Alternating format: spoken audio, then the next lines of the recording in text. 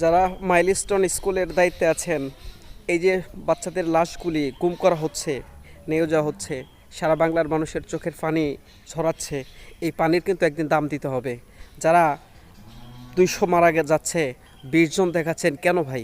এটা তো পরিকল্পিত হত্যা না, এটা অনাকাঙ্ক্ষিতভাবে একটি দুর্ঘটনা। কেন আপনারা এই লাশগুলো গুম করতেছেন?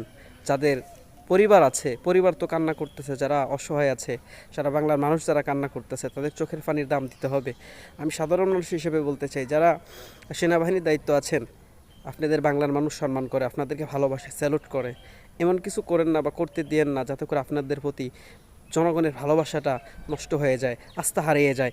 আপনারা আরেকটু কঠোরতা অবলম্বন করেন, যাতে করে এই ধরনের কোনো রাজনৈতিক চাপে, রাজনৈতিকের কারণে এইটা আর না হতে পারে, আর যেন কোনো মানুষের বুক খালি না হয়।